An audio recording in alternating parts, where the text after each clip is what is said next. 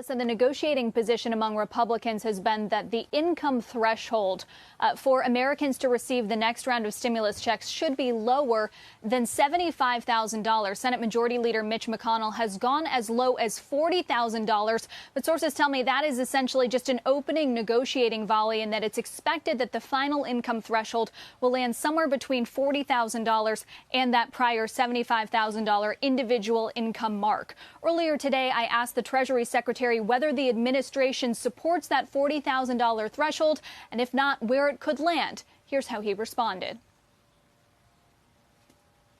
We do support another round of economic impact payments. You know, in most cases, those are not checks, it's direct deposits, and we can get that into hardworking Americans' bank accounts very, very quickly.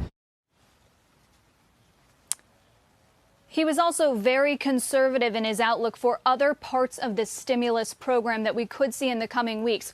On unemployment insurance, he made it clear that there will be a technical fix that keeps Americans receiving this money, this benefit, from getting more than 100% of what their prior earnings were before the pandemic. There's recently been a study showing that 2/3 of laid-off workers are making more on unemployment than they did before the pandemic, and he made it clear that there will be a fix to that. He also said for states and local governments, there will not be aid for states that the administration's deemed have been badly managed. Unclear exactly what that means, blue versus red, but the administration is holding the line on that. And then finally, on airlines, he would not say whether airlines have committed to keep their workforces intact to access the loans that Treasury and the major carriers have agreed on this week. He even called that loan facility a backstop for those airlines and suggested that they would still need to access money in the capital markets before they might have access to that, regardless of whether there's any future stimulus tranche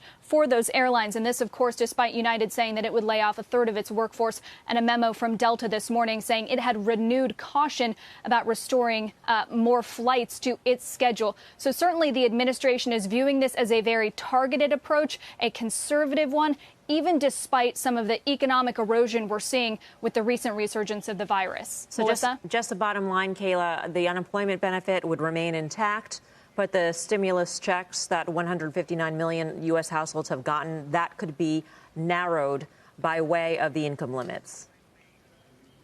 Correct. That is correct. And to be clear on the expanded unemployment insurance, it is unclear whether it would be, a specific number. In the past package, it was a $600 additional weekly benefit.